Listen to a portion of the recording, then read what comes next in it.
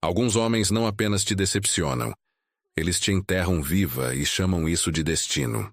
Thomas Whitmore deixou sua esposa para morrer no deserto de Mojave, sob um céu tão quente que poderia ferver a respiração direto do seu peito. Sarah estava no chão, uma picada de cascavel inchando em sua perna, veneno queimando seu caminho em direção ao coração. Ela pensou que o homem com quem se casou lutaria por sua vida. Em vez disso, ele roubou dela. Ela sentiu a mão dele deslizar em seu avental, puxando o medalhão de prata que sua mãe lhe deu quando tinha 16 anos. Ele o colocou em seu próprio bolso, agarrou o último cantil de água e a pequena bolsa de moedas, e sem uma palavra virou as costas. Sem hesitação, apenas passos lentos e firmes estalando sobre a poeira vermelha, levando-o mais longe a cada batida do coração dela. As pessoas aqui dizem que o deserto não apenas te mata. Ele guarda um pedaço de você para si. O som de sua partida foi pior que o chocalho que a havia avisado tarde demais. Cada passo desapareceu no calor cintilante até o deserto engoli-lo. Tudo o que restou foi a picada na garganta, o fogo na perna e saber que ninguém estava vindo. A menos que o bom Deus os enviasse. Aquela manhã havia começado como qualquer outra na trilha. Rodas de carroça gemendo, sol subindo rápido, calor pressionando sobre seus ombros. O eixo quebrou antes do meio-dia, partindo como osso seco, enquanto Thomas praguejava na roda. Ela havia pisado sob uma árvore de Josué para respirar um pouco de sombra. E foi então que a cascavel atacou. 2 presas rápidas, mais rápidas que um piscar. As pessoas em Cálico sempre diziam: o deserto não te leva rápido. Ele te observa sofrer primeiro. Agora, deitada ali com sua batida cardíaca alta em seus ouvidos, Sarah entendeu o que isso significava. Ela tinha talvez 1 hora antes que o veneno vencesse, e o homem que jurou protegê-la já era uma sombra no horizonte. Aqui fora, confiança pode te salvar ou te matar. O deserto tem um jeito de decidir quem vive e quem não vive. Sarah imaginou que seu número estava prestes a chegar. Seus lábios estavam secos o suficiente para rachar. Sua batida cardíaca estava martelando em seus ouvidos. E o sol acima parecia estar se inclinando mais perto apenas para vê-la queimar. Então o som de batidas de cascos, lentas no início, como um truque que sua mente estava fazendo, mas ficaram mais altas, mais firmes, até uma sombra cruzar seu rosto.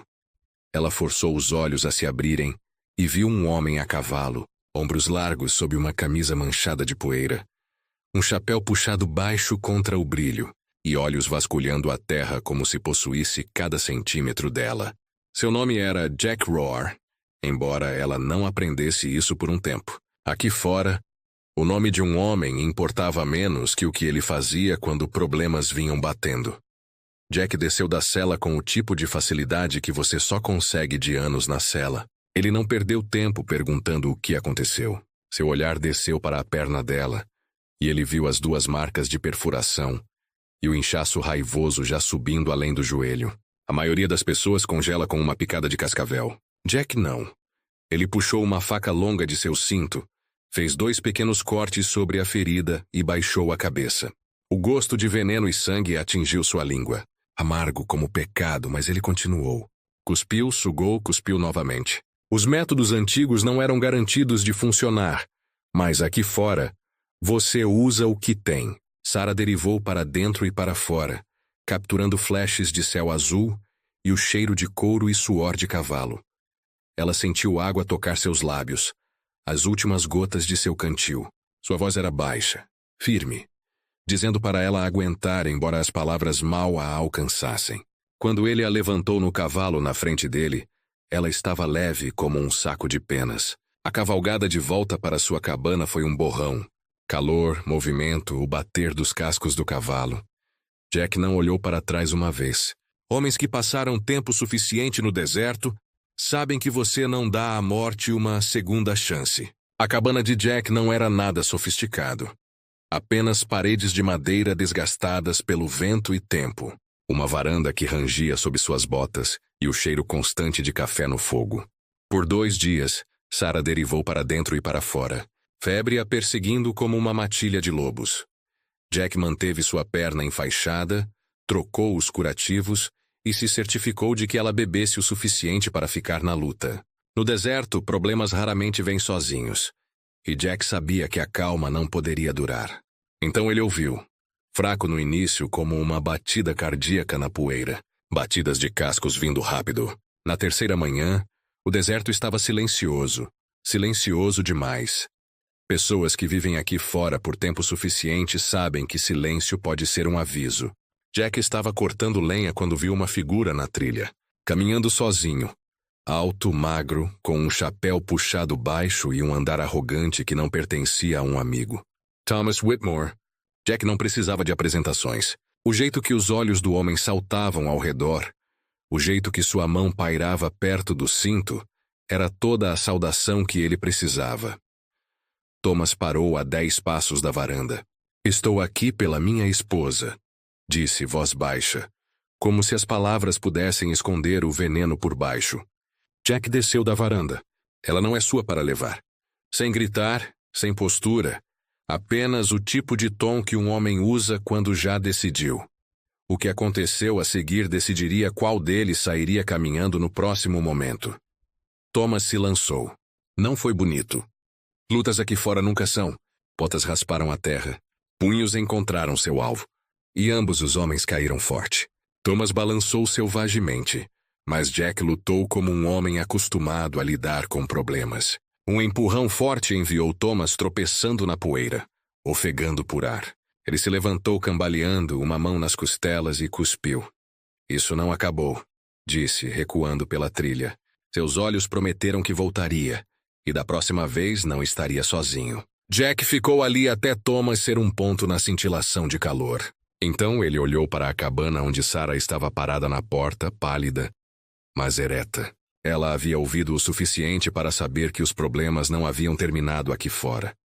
Você não consegue escolher suas batalhas, apenas quão pronto você está quando elas voltam. E se você quer ver como essa luta termina, fique comigo aqui. Clique em inscrever-se para estar na cela quando a próxima parte da história chegar. Por alguns dias o deserto pareceu calmo. Sarah caminhava voltas curtas lá fora, suas pernas ainda sensíveis, mas aguentando seu peso. Então veio um som que não pertencia, fraco no início, como uma batida de tambor distante, batidas de cascos, e cada passo que davam estava trazendo problemas mais perto. Então veio a nuvem de poeira. Aqui fora, você pode avistar um cavaleiro ou uma carroça muito antes de ouvi-la. Isso não era um viajante solitário. Era uma charrete se movendo rápido, levantando uma trilha larga o suficiente para chamar a atenção de Jack do celeiro. Jack saiu, limpando as mãos em um pano. A charrete desacelerou. Então parou bem na frente da cabana. O xerife Miller desceu primeiro, corpulento, queimado pelo sol com aquele olhar apertado que homens da lei conseguem de anos no sol. E descendo atrás dele estava Thomas. Camisa limpa, sorriso presunçoso. Nem um arranhão de sua luta, como se o próprio deserto o tivesse consertado. Sarah congelou na varanda, seu rosto perdendo a cor. Thomas falou primeiro. Xerife, essa é minha esposa. Seu tom tinha a borda polida de um homem que esteve praticando suas falas. O xerife olhou entre eles, confusão piscando em seus olhos. Jack, Sarah, me disseram que ela estava desaparecida e agora aqui ela está parada em sua varanda. A voz de Sarah era firme, mas suas mãos agarraram o corrimão da varanda. Ela contou a verdade sobre a cascavel e sobre ser deixada para morrer, sobre Jack encontrá-la. Ela falou como alguém que já havia tido o suficiente de mentiras. Ah, Thomas riu. Curto e afiado. Ela está delirando. Xerife, esse homem esteve enchendo a cabeça dela. Jack não se moveu. Nem mesmo alcançou o colt em seu quadril. Ele apenas ficou ali como um poste de cerca plantado em terra dura. Ela não está saindo com você, disse. Claro como a luz do dia. O ar pareceu mais pesado. O xerife Miller mudou seu peso, olhos se estreitando. Aqui fora, a lei poderia ir de qualquer jeito dependendo de qual história grudasse. E enquanto o sol batia naquela mancha de terra, Sarah percebeu que isso não era apenas uma luta por sua liberdade. Era uma luta pela verdade. As próximas palavras do xerife decidiriam mais que apenas onde Sarah dormiria naquela noite. Elas poderiam decidir quem sairia caminhando. O xerife ficou ali pelo que pareceu um longo minuto, olhos piscando entre a mandíbula apertada de Thomas e o olhar firme de Sarah. O vento do deserto se levantou, puxando a aba de seu chapéu. Então ele falou devagar e firme. Vance, você não está levando ela. Não hoje. Não qualquer dia. O rosto de Thomas perdeu a cor, a falsa confiança deslizando direto dele. A voz do xerife endureceu. E vamos ter uma conversa real sobre relatórios falsos. E talvez tentativa de assassinato. Ele acenou em direção à charrete. Entre. Thomas murmurou algo sob a respiração, mas obedeceu. O som de suas botas na terra desaparecendo enquanto ele subia a bordo. A charrete virou, rolando embora em um redemoinho de poeira. E assim, a ameaça se foi. Sarah soltou uma respiração que não havia percebido que estava prendendo. Suas pernas se sentiram fracas. Mas antes que pudesse se sentar, Jack estava ao lado dela. Ele não disse uma palavra. Apenas ficou ali até sua respiração desacelerar. Nas semanas que se seguiram, o deserto pareceu um pouco menos severo. Eles trabalharam lado a lado, consertando cercas, cuidando do velho jardim de Marta, compartilhando refeições silenciosas na varanda. Jack sempre havia vivido em solidão. Mas agora o silêncio se sentia mais quente. E Sarah, que havia sido deixada para morrer sob um sol ardente, começou a acreditar em algo que pensou ter perdido para sempre. A ideia de lar. Uma noite, enquanto o céu ficou dourado e as primeiras estrelas espiaram, Sarah olhou para Jack. Você salvou minha vida, ela disse suavemente. Jack balançou a cabeça. Não, você salvou a sua própria. Eu apenas te dei a chance. Aqui fora, chances são raras. Talvez seja por isso que elas importam tanto. Não consigo deixar de pensar. Quantos de nós saímos de algo ou alguém pelo qual vale a pena lutar? E quantas vezes a vida nos deu uma segunda chance apenas para nós a perdermos, porque éramos cegos demais, teimosos demais, ou assustados demais para aceitá-la? Se você estivesse no lugar de Jack ou de Sarah, o que teria feito? Se essa história mexeu com algo em você, dê um like e compartilhe com um amigo. E inscreva-se para não perder a próxima cavalgada. O Oeste ainda tem muitas histórias para contar.